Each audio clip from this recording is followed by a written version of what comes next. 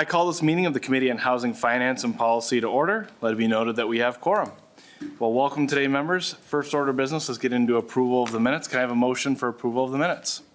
Mr. Chair, I was here yesterday, so I can move the minutes from Tuesday, March 4th, 2025.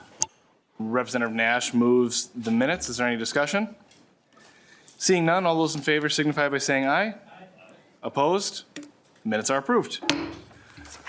All right, so our first bill on the agenda today was going to be House File 1343, but I don't think the bill author is here yet, but I do see the other bill author. So if Representative Noor, if you are willing, we'll start with your bill today.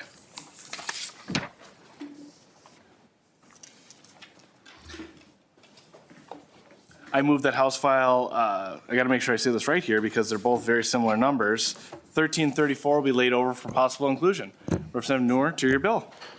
Thank you, Mr. Chair, and thank you for giving me this opportunity to present this bill. Yeah. This bill is iteration of the work that we did in 2021. I don't know for many of you, if you recall, in my district, there was a fire in a high-rise building, which we lost 5 people on the same day. Another person passed away later, so 6 people lost their lives. The fire station that responded was less than even 5 minutes away. That was a tragic incident that happened on the 14th floor in Cedar High rise building. From that time on, we took the initiative to address life-saving effort by requiring high-rise buildings to be retrofitted with sprinklers. We gave the timeline to 2033 for all high-rise buildings that have 75 feet high. That is where the ladder for any fire truck can go to be retrofitted. We also subsequently provided funding for $10 million. And quite frankly, this is in response to the report that was issued by the State Fire Marshal. The State Fire Marshal indicated and reported that if that building had a fire sprinkler, those lives will have been saved. Unfortunately, we lost loved ones. We lost people who will not be back. And now that I'm saying that, I wanted to recognize Minneapolis Public Housing. They retrofitted all their 42 high-rise buildings with zero funding from us. They got some support from the federal government and the city of Minneapolis. They did what was required to be done.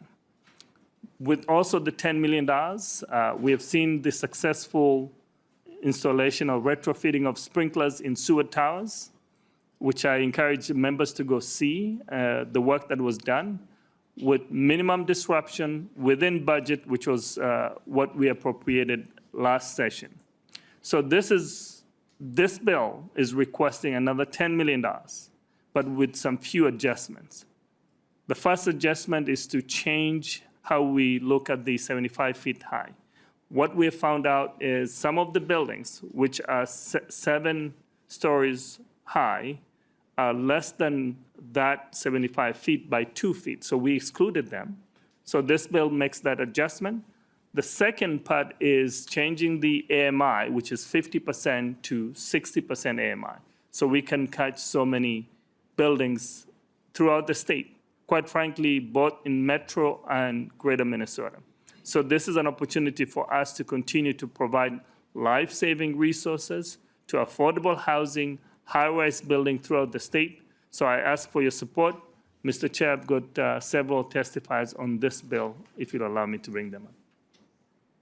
Thank you, Representative Noor. Yeah, we'll move right into testifiers. I think first on our list here today is Patrick Hanlon.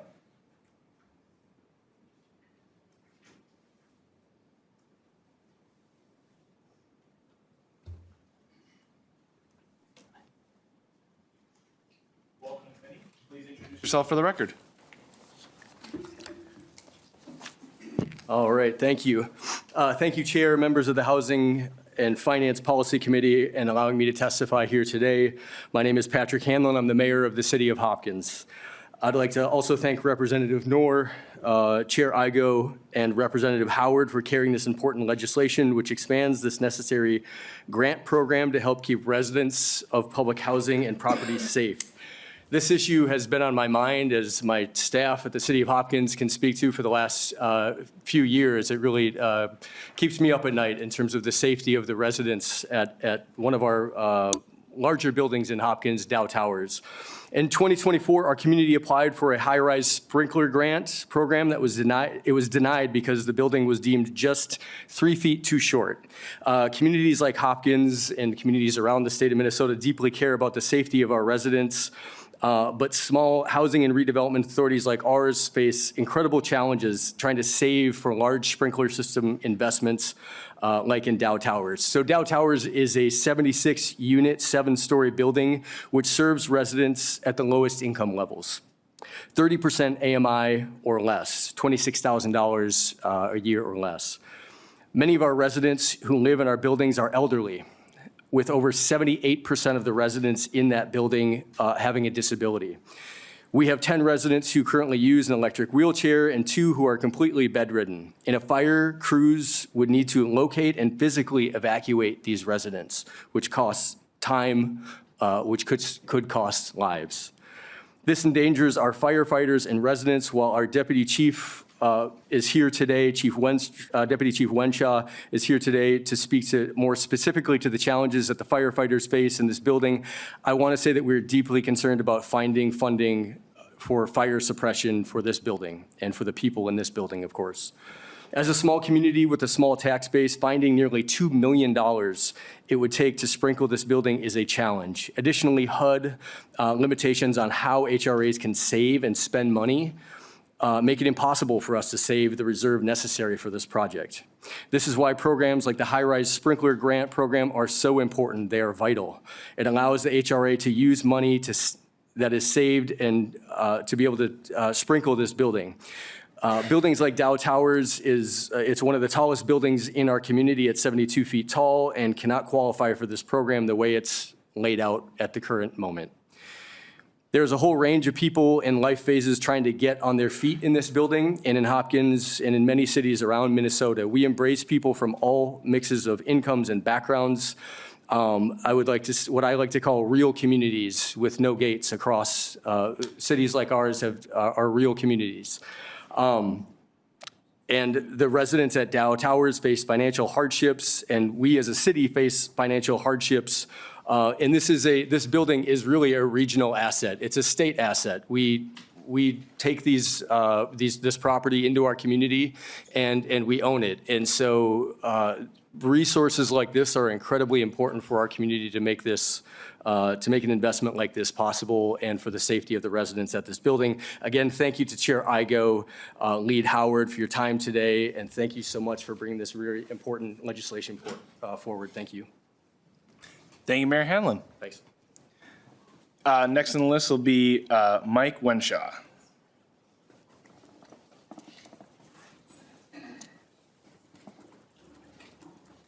Welcome to committee. Please introduce yourself for the record. Thank you, Mr. Chair and members of the House, the Housing, Finance, and Policy Committee for allowing me to testify today. I'm Deputy Fire Chief Mike Wenshaw of the Hopkins Fire Department. Many thanks to the Representative Noor, Chair Igo, and Representative Howard for pursuing changes to this important legislation. The Hopkins Fire Department has worked alongside our HRA team over the past year on seeking funding for Dow Towers, and we're deeply disappointed when our building fell just short of the statutory requirements, making it ineligible for this grant. Current statute for this program requires that the building must be 75 feet to be considered a high-rise, which leaves out many buildings like Dow Towers that are incredibly difficult to serve in an event of a fire. The Hopkins Fire Department has a ladder truck which is 107 feet long and reaches about a 5-story building. This truck is the longest ladder in the Southwest Metro. We have a couple other ones that are similar. If there's a fire on story 6 or 7, we'll be unable to reach it with any of our fire vehicles, and our only option is to have firefighters enter the building with apartment bundles and hook up to the fire department riser in the stairway. This creates a delayed response where firefighters are using stairways to both evacuate disabled residents and fight the fire, while other residents may be also evacuating using the stairs. Evacuation in a building like Dow Towers, where many of the residents are physically and mentally disabled, creates a unique challenge where residents may struggle to understand fire alarms or be completely unable to evacuate due to physical limitations.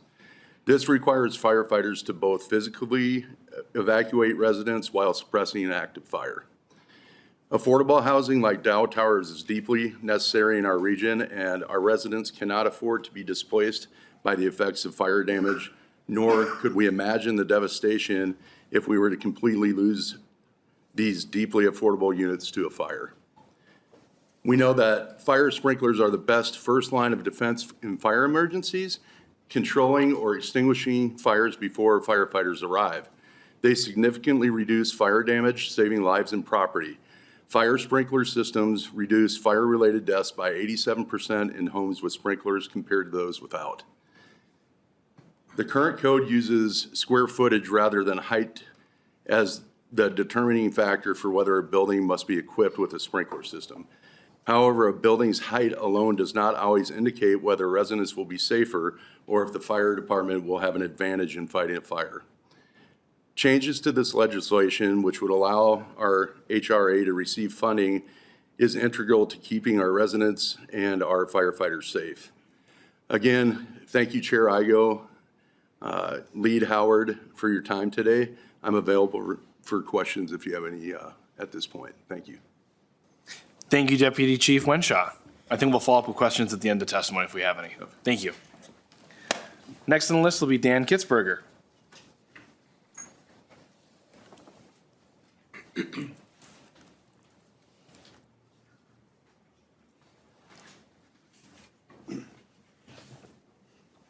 Welcome to committee. Please introduce yourself for the record. Thank you, Mr. Chair and members. I'm Dan Kitzberger. I'm the Legislative Director at Minnesota Housing.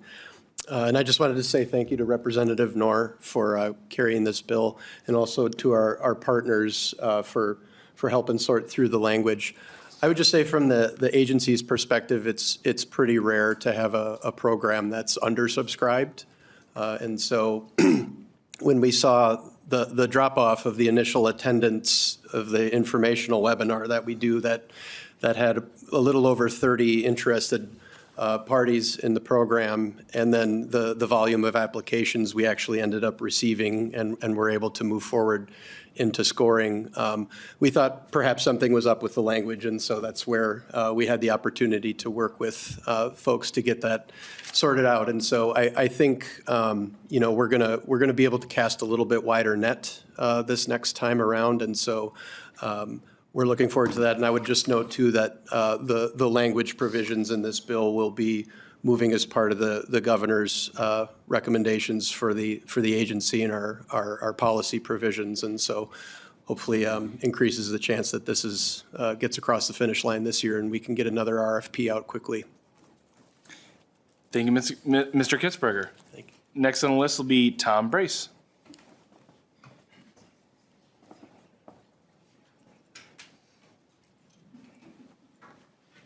Welcome to committee. Please introduce yourself for the record.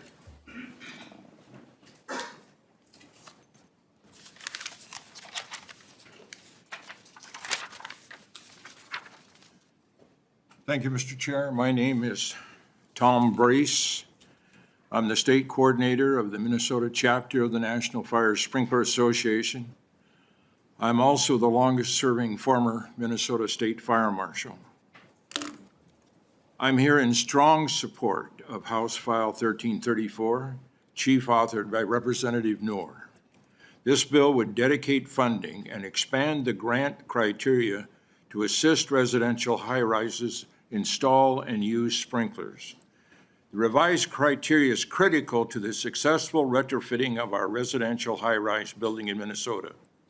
I personally spoke to disappointed individuals when they learned that they didn't meet the criteria. In one instance, the building was just 2 feet short of the current 75-foot criteria, 2 feet.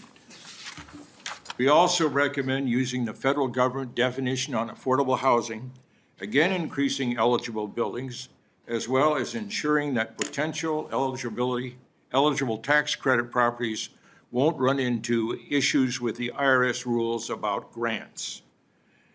If you remember one thing, fire sprinklers buy time, and time buys life. Fire sprinklers rapidly contain fire by activating immediately when they detect heat, not smoke, allowing them to control a fire before it spreads to other floors or areas. Fire sprinklers quickly suppress a fire, providing occupants with valuable time to safely exit the building. Fire sprinklers reduce damage because with early fire suppression, it limits the extent of fire damage to the building and its contents. Also, fire sprinklers help with accessibility challenges for both firefighters and residents. In high-rise buildings, reaching a fire with traditional firefighting methods can be difficult, making sprinklers even more critical. Due to the potential for rapid fire spread in tall buildings, fire sprinklers are considered a vital life safety measure. Thank you for your consideration of this vital life-saving legislation. I will turn to my colleague for some important information on residential high-rise building research, and that would be Mr. Butler. Thank you, Mr. Brace. And Tim Butler, please introduce yourself to the committee for the record. Thank you.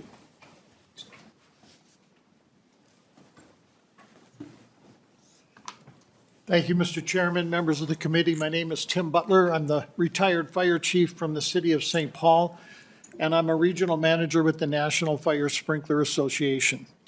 After the November 2019 fire at 630 Cedar Avenue in Minneapolis, the one that killed 5 people, the Minnesota legislature, led by Representative Mohammed Noor and our late Senator Kerry Dietzich, began to address the issue of older high-rise buildings that were not equipped with fire sprinklers.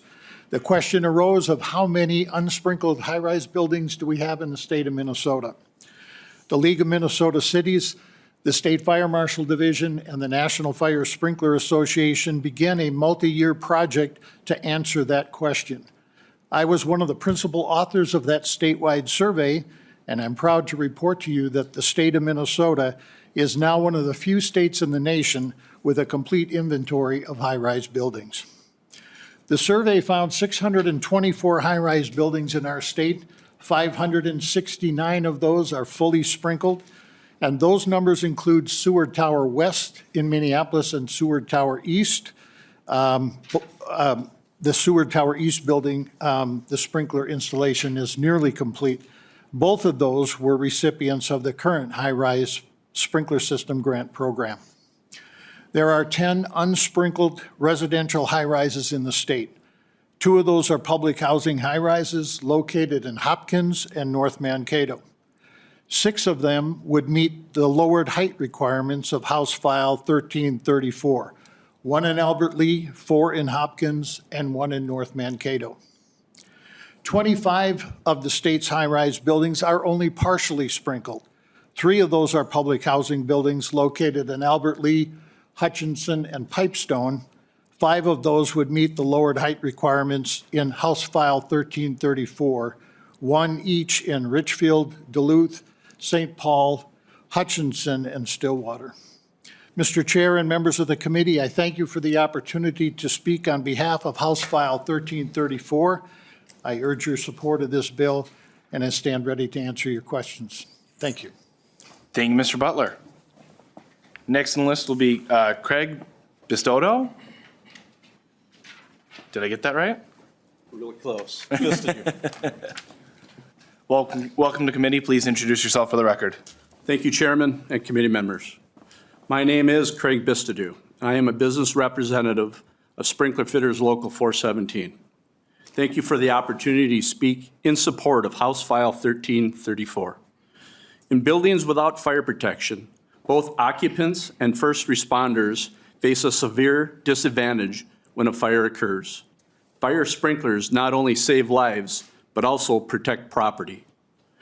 I am a Minnesota certified journeyman sprinkler fitter with over 35 years of experience in the trade. Over the past 4 years, I have seen numerous unsprinkled residential high-rises and low-rises in Minneapolis become fully protected with fire sprinkler systems. However, the job is not done yet.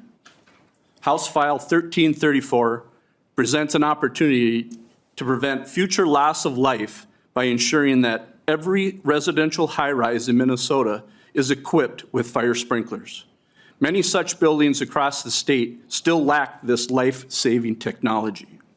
By amending the language to the current bill allows for broader accessibility and securing an additional $10 million in funding, we can extend fire protection to even more residents living in unprotected high-rise buildings.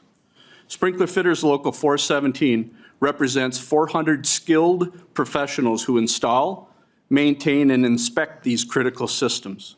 Not only do we work in the fire protection industry, but we are also strong advocates for fire safety. We firmly believe in the life-saving power of automatic fire sprinkler systems and strongly support House File 1334. Lawn sprinklers save your grass, fire sprinklers save your assets. Thank you. Thank you, Mr. Bistadu. Next will be Brian Tyner.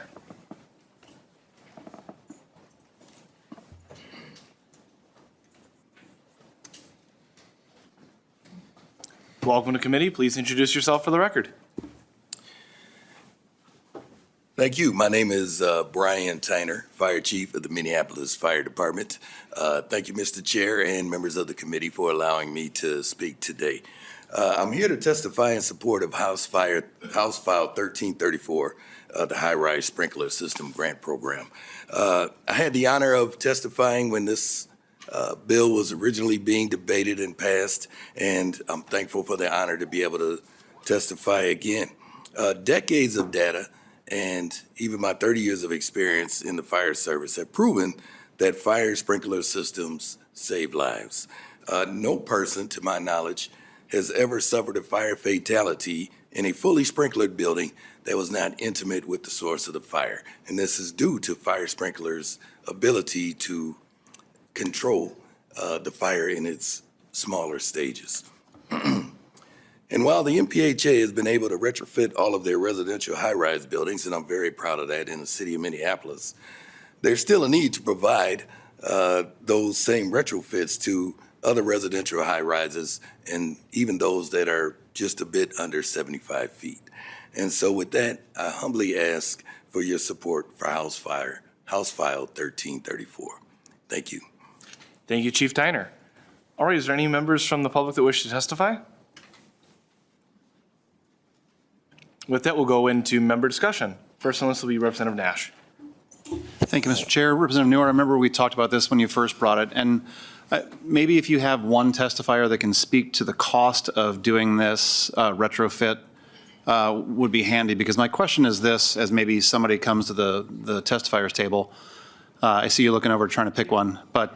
I'm phoning a friend. Yeah. So it's a potential $10 million one-time appropriation with a $2 million individual grant where they have to provide up to a 50% match. My question is this: what does $3 million get you if you're going to do a building? How much does that actually cost to do in the building? And is $3 million going to get the job done? Because, I work with me. This is 2 years ago we did this. Mm-hmm. Are they doing this during a reconstruction of the building, or are they doing this in a retrofit while people are still in place? So those are my questions, and I fully support sprinkling. I was taught by someone who is very near and dear to me the value of sprinkling. There she is over there, my wife, the engineer. So that's my question is what does this get for an individual building that might be the recipient of one of these grants? Representative Noor. Thank you, Mr. Chair. If I may begin, and hopefully someone will be coming up to speak on the fire sprinklers that we installed in sewer towers. What I can tell you is there was no displacement of the residents at all. It was more of a seamless process. They installed the sprinklers retrofitted just recently. And to my knowledge, I think the cost, because of the amount that we gave them, it's a 25 high-rise building with several units. And the amount that they got was less than $2 million for that building. But I'll let my, one of the testifiers to come and speak to that. And Mr. Chair, I can rephrase the question if the testifier needs me to. Mr. Butler? Mr. Chair, members of the committee, again, Tim Butler from the National Fire Sprinkler Association. To use the Seward Towers for an example, they got a $3.3 million grant. They had a local match of $800,000, so roughly $4 million to do 2 buildings. Those 2 buildings are 22 stories tall. The first story on each one of those was already sprinkled, as you'll see some of those partially sprinkled buildings. So 21 floors of residential units in each one of those buildings, totaling 640 units. That's 640 families protected for $4 million. It comes out to roughly $3 a square foot. Representative Nash. Yeah, thank you, Mr. Chair. That was the crux of the question, because I wanted to see if this tranche of money that we bring forward, how many buildings would that likely get us, and what does it cost to do the per square foot? And if it's being done during a complete renovation, that's one different cost as opposed to doing it while people are in place, and you have to meet with their schedules, and you have to be able to do a lot of other things like clean up their apartment or clean up their space. Just trying to make sure that we're not appropriating money for something that actually isn't going to impart benefit if the grant is indeed granted. So thank you, Mr. Chair. Any follow-up, Representative Noor?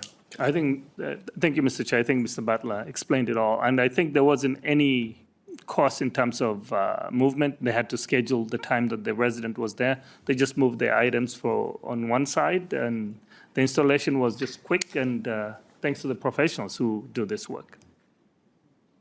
Next on the list will be Vice Chair Dotseth. Thank you, Mr. Chair. Actually, my question just got answered, so thank you. There we go. Next will be then Representative Johnson. Thank you, Chair. Thank you for the presentation. Question I had is, it builds a little bit on Representative Nash's question is, how many buildings could use this? And so are we talking where we have 10 million this time, in a couple of years, we're going to need another 10 million, and I'm not arguing against the program at all, I'm just trying to forecast a little bit. Is this going to be something that we're going to be talking about for years and years and years and years? Thank you. Representative Noor. Thank you, Mr. Chair. I think you received the list of the areas where we need to sprinkle. About 10 you've had from Mr. Butler. And I think that gives us a rough estimate of how many high-rise buildings need to be retrofitted. Last session, I think we requested a report to be sent to the fire marshal. As part of that, collecting the report, now we've got the data. Having that data, I think the 10 million may be sufficient to allow us to be able to provide the grant or the loan program because of the requirement of HUD for some of those buildings. As you can see, we changed grants and also added loans to the process. I'm assuming, based on the numbers and the number of units, that 10 million may be sufficient at this time. Any follow-up, Representative Johnson? Mr. Chair, thank you. Thank you. Any further discussion, members? Lead Howard. Representative Noor, just would thank you for bringing this bill forward.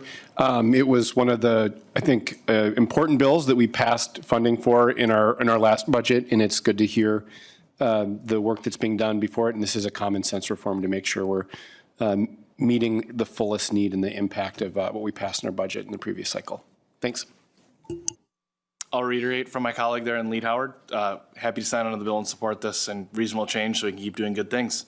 And with that, any closing comments to your bill? Representative Noor. Thank you so much. I appreciate your support. I look forward to working with you all to make sure that this goes to the finish line. Thank you. With that, House File, again, keeps messing me up here. 1334 will be laid over for possible inclusion. Thank you. Thank you. And now next on the list is House File 1343. I believe Representative Zeleznikar is here.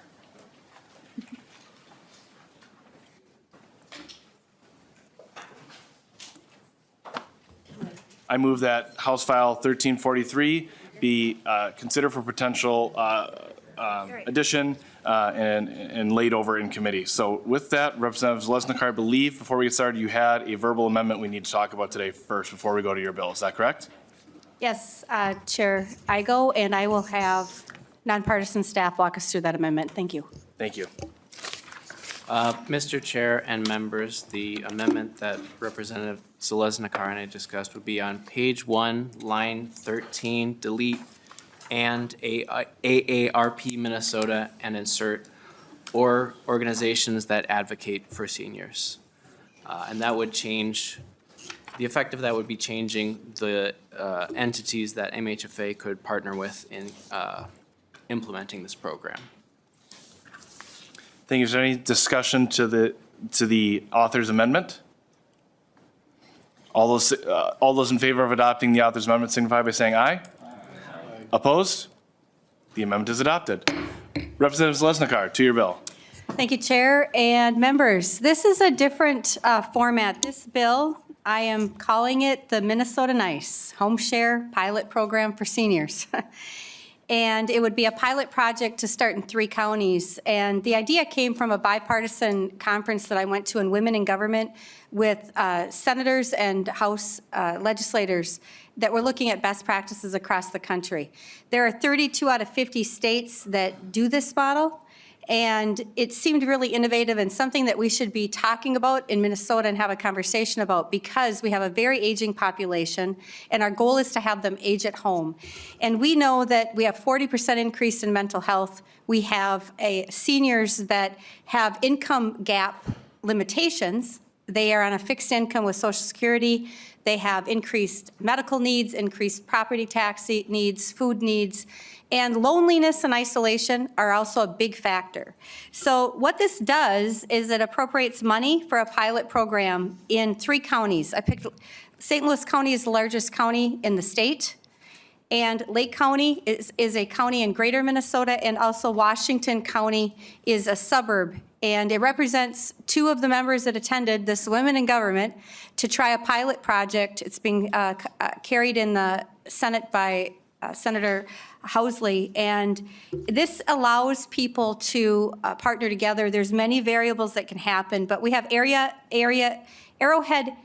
Agency on Aging for Minnesota, and we have phenomenal programs happening, and this is just an opportunity to look at this, to create a system and a platform.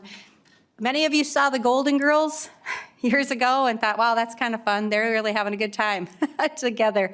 And this program that has a home sharing platform has a method that criminal background checks and does matches. And so it can become intergenerational partnerships for students going to school that need a rent base that's between, typically $500 to $800 a month. That's affordable housing. And it also tends to be all different scenarios. It can be somebody that's been widowed, went through a divorce.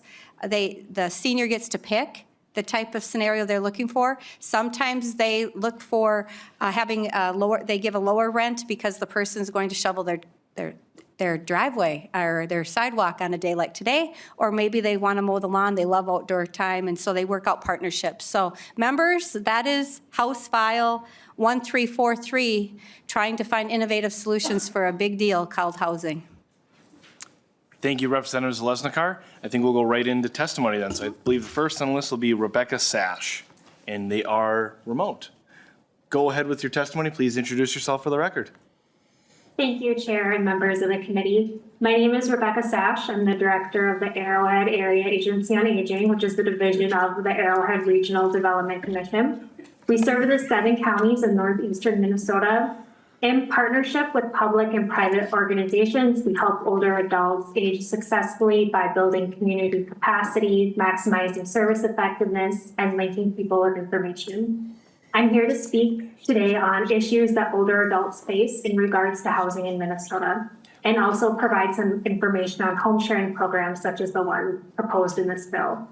As we all know, housing is a critical issue facing many Minnesotans, and home sharing models offer a promising solution to support older adults, both in rural and urban communities, while also addressing broader housing needs.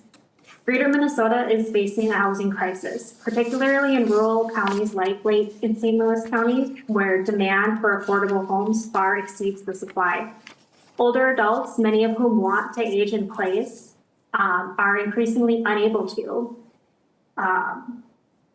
Approximately 80% of older adults in all of Minnesota own their homes, which could be a good support for aging in place. However, the cost of maintenance, upkeep, and necessary modifications has become unaffordable. With the average annual Social Security payment for older adults in Minnesota being just under $22,000 annually, and housing costs averaging anywhere from $10,500 annually for rural areas and $18,500 for metro areas, many older adults are left with little to cover essential needs like groceries, medications, and also those in-home services that could help them avoid admittance to an assisted living or skilled nursing facility. These financial strains are compounded by rising property taxes and maintenance costs and are making it very difficult for people to remain in their homes. Additionally, the lack of workforce housing in many areas is another significant issue, as local workers in essential sectors of teachers, nurses, police officers struggle to find affordable housing. Home sharing programs have addressed these challenges by matching older adults with renters in need of affordable and available housing. These programs create a win-win solution by providing affordable housing for both older adults and workers, fostering those intergenerational connections and supporting communities. Furthermore, home sharing programs have shown proven success in other areas across the country. Similar programs have been implemented with tremendous impact in places like Arizona, Colorado, Pennsylvania. These are low-cost, high-impact ways to provide long-term, safe, and stable housing for older adults.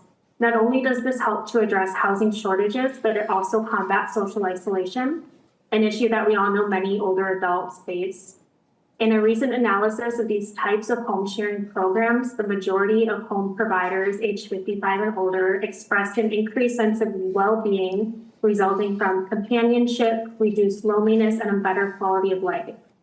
Several older adults also cited experiencing improved well-being in terms of improved sleep, reduced anxiety, and increased motivation to engage in activities, and even leaving the house more often.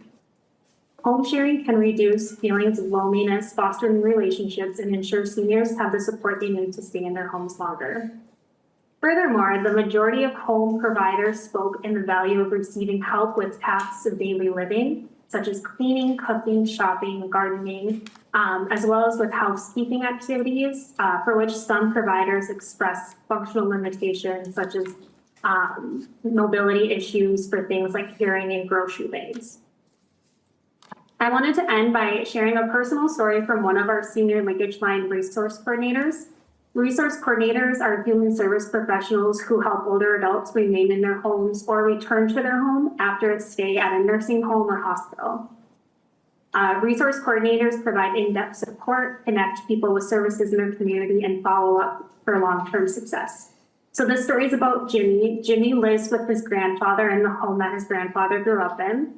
When he started a serious relationship with his current girlfriend, they decided to stay in Jimmy's home and share expenses with the grandfather.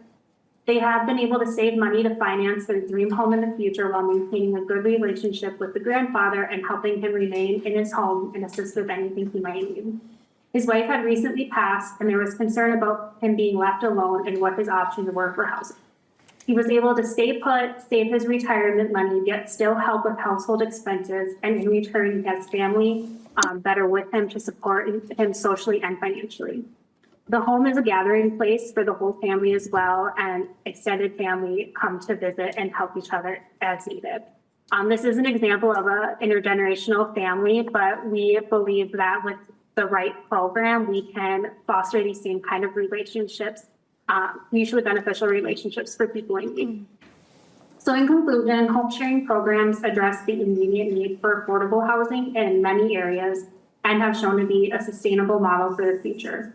Home sharing could be a practical, compassionate, and impactful solution to the housing challenges faced by older adults and communities in Minnesota. Thank you for your time.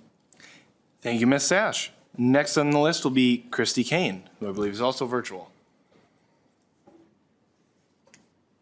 Please please introduce yourself for the record, and you can continue with testimony.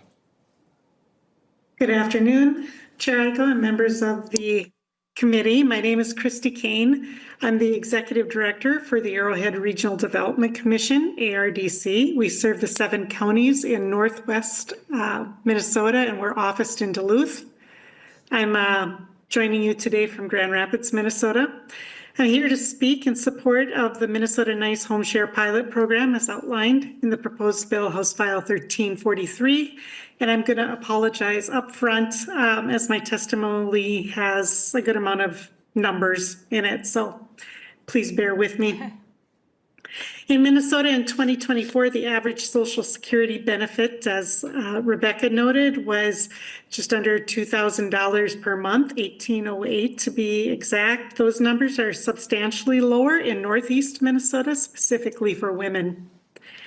In 2024, AARP survey noted that 1 in 5 Americans ages 50 and over have no retirement savings, and over half worry that they'll not have enough savings to last in retirement. More than 1/3 or 37% are worried about covering basic expenses such as food and housing. According to the 2025 Minnesota State Housing Profile Report, affordable housing is defined as housing that costs a resident no more than 30% of their household income. So by my calculations, for the average single person on Social Security in Minnesota, a budget for rent and associated costs should be $542.49 per month. We keep talking about building more affordable housing, and we need it. But in the meantime, we also need to look at other solutions and other options. So I wanted to give a quick profile of a small town in northeastern Minnesota as it relates to home sharing. We're going to learn a bit about Virginia, Minnesota, located in St. Louis County with a population of roughly 8,400 people. In 2021, they completed a comprehensive housing demand or needs analysis done by housingadvisors.com. At that time, the largest gap prevalent in HCA's research was the extreme lack of housing for active seniors. The community needs new up-to-date housing for all ages, but the aging population is a key indicator in this.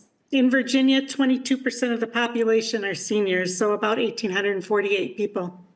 44% of those seniors living in Virginia live alone, and they could greatly benefit from home sharing for many of the reasons that were previously mentioned. The owner-occupied housing rate in Virginia, Minnesota was 53.9% compared to all of St. Louis County at 71.3%. 58% of the seniors in Virginia are homeowners. 7% of Virginia senior households have an annual income of less than $10,000 per year, and 43% less than $20,000 per year. So 50% under $20,000 per year. The average Social Security income in Virginia is $15,943 per year, and that's equivalent to $1,329 a month. And these are household incomes. So that's $479 less than the state average. But the median household income for a senior in Virginia is $23,740 or $1,978 per month. 72% of these seniors living alone in Virginia are female. So keep in mind the numbers that I already shared, that budgeted expenses for rent should be no more than 30% of your income, and the average Social Security in Minnesota is $1,808 per month and $1,329 per month in Virginia. If Social Security were their only income, then an affordable amount of rent would be $399 per month. But we know that some senior households have additional income, and in Virginia, that brings the affordable amount up to $596 per month. At the time of the study by Housing Advisors, the average cost for a 2-bedroom apartment in Virginia was $840 per month. So there's a $244 gap, even for those households with additional income in Virginia. So opening up homes to home sharing can help fill the social need and the economic need of aging community members throughout rural Minnesota and throughout all of Minnesota. The problems in housing development in rural northeast Minnesota are very complex. Much of the land is publicly held and can't be developed.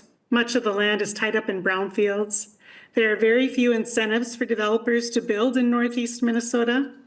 And while we are working to tackle these big issues, we need some low-hanging fruit to sustain the housing needs in these towns.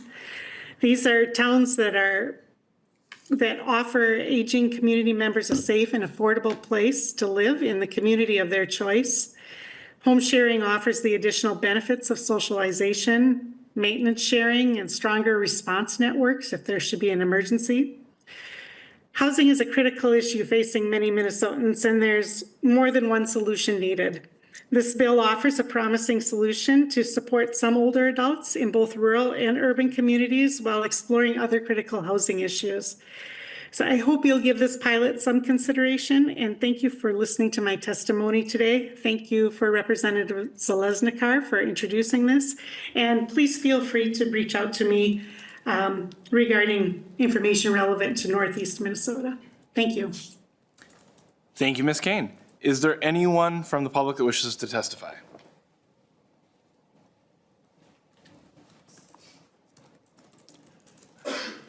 Welcome to committee. Please introduce yourself for the record. Good afternoon, Chair Igo and committee members. My name is Thomas Elness, and I'm the State Advocacy Director with AARP Minnesota on behalf of our more than 620,000 members statewide.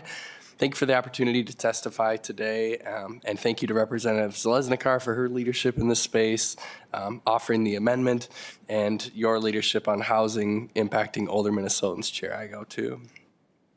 AARP Minnesota believes people of all ages and ability levels need safe, decent, and affordable housing that will enable them to continue living safely in their homes and communities as they get older, regardless of the size of the community that they live in. That's why we support this bill as amended as one of the many ideas needed to address affordable housing options in Minnesota. This pilot could prove to be a worthwhile investment in improving housing affordability for older Minnesotans, and if proven successful, could potentially be considered for a statewide impact. Appreciate your consideration. Thank you. Thank you very much. Appreciate it. Yeah, thanks. Thank you, Mr. Elness. All right, that concludes testimony. Is there any questions from members of the committee? Okay. Representative Mamani-Hilsey. Thank you, Chair, and thank you so much, Representative, for being here. Good to see you again. I am loving this bill from the perspective of cultural aspect. I come from a culture where communal living is a thing, where it's celebrated, and especially having the opportunity to take care of my grandmother until she passed away in our family home that I grew up in Brooklyn Center. And so I appreciate this idea of, addressing, I think one of the testifiers talked about low-hanging fruit to this housing issue that we have. And so I just have one question around the line 1.18, the protect the private information and data hosts of hosts and renters. Coming from a data privacy background, I'm wondering, how do you see that play out? I'm just curious to know, how do we plan on protecting that data? Thank you, Chair, and thank you. That's a great question. Excuse me. I think, I've looked at Arizona, and that's something that would be in phase one of looking at the best methods for that. And, this is Colorado's acts, but these states have addressed that in their model to make sure that data protection is part of that. And so in phase one study, that would be the initiative, is to have the agency determine the best method that we would choose for Minnesota. Awesome. Thank you so much, Chair. And thank you again for this bill. I hope that the pilot goes really well, because I think this would be something that will definitely help not only the 3 counties. I was hoping that my county was a part of that, but that's all right. That would be really helpful for our elderly population. Thank you. Thank you, Chair. Thank you, Chair. Thank you, Representative Zeleznikar. It's definitely a very interesting idea, so I think that's kind of cool. A couple clarifying questions I had. In the bill language, it says the renters could be any adult, but it sounds like from the testimony and from your intent, you mean it to be seniors to seniors. Is that the case, or would other adults be able to rent from seniors? Thank you, Chair, and thank you for the question. In different aspects, that's been different scenarios. So the agency, when they do partnerships, they go by the profile of the homeowner, what they're looking for. And so in some scenarios, in some states, they've had college students, they've had people that are taking a job in a community, an intergenerational thing, and somebody else, it's really individual driven. So somebody else might want somebody that's the same age as them, or they want to have, or they're open to, they don't care about that. Some have pets, some don't have pets. They have a whole inventory of questionnaires that they go through to do matching in the best way. Thank you, Chair. Thank you for that. Yeah, I think that sounds like a really interesting program, so it would be cool to figure out where you guys sort of end up landing on that, or if you keep it open. And then I didn't hear this, but I guess with the $150,000 that's appropriated, is that only towards administrating the program, or is that also to support rent payments for the renters to seniors? Representative Zeleznikar. Thank you, Chair, and thank you for the question. That is not to support the rent portion. That is just the phase one of the installation of it, of getting this up and running as a pilot. It's been, many of other counties have asked me about it, so they're finding out that this is working in other states. So to your points, I'd love to start on a pilot to get things right, and then we could look at rolling it through. And I have fiscal staff here to address the fiscal note and other concerns. Thanks. Okay. Representative Agbaje. Yeah, okay, yeah, that's helpful if that's for administrating the program. I guess then I would be interested in understanding where you think the rent line would fall then for the people who would be renting, and kind of I imagine that might change on location, but if there is a standardization that you're looking at to make sure that the rent is actually affordable for the renters. Representative Zeleznikar. Thank you, Chair, and thank you for the question. It tends to be right around, when I'm looking at the country, around in states that would be similar to Minnesota, in greater Minnesota, suburbs, and then metro, $500 to $800 a month. And then depending on amenities or situations, it could be more, but it's been really a phenomenal thing to see as truly affordable for people. Mm-hmm. Great. Representative Agbaje. Thank you, Mr. Chair. Thank you, Representative Zeleznikar, for answering my questions. I appreciate that. Yeah, it's definitely an interesting idea. Would kind of love to see how it continues to play out and the work that you keep doing on the bill. I think, as we've talked about in this committee, I think all ideas are kind of on the table. So appreciate you bringing it forward. Any further questions from members of the committee? Lead Howard. Thank you, Chair. Thank you, Representative Zeleznikar. Just piggybacking off Representative Agbaje's comments, I think anything in the housing realm that sort of tries to think outside the box is so important.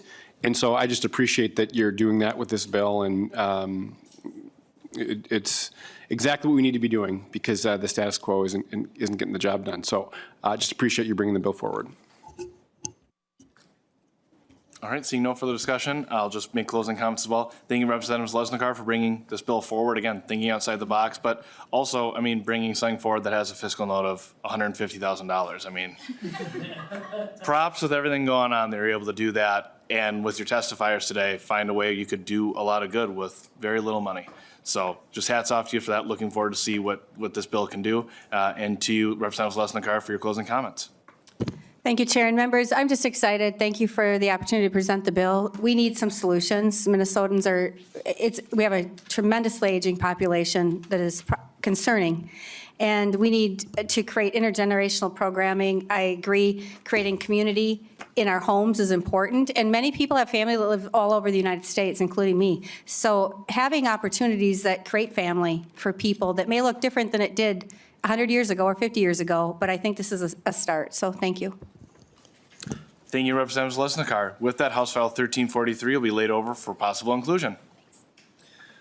All right, members, that concludes our agenda for the day. Our next meeting will be Tuesday, March 11th. Thank you all members for being here. With that, we are adjourned.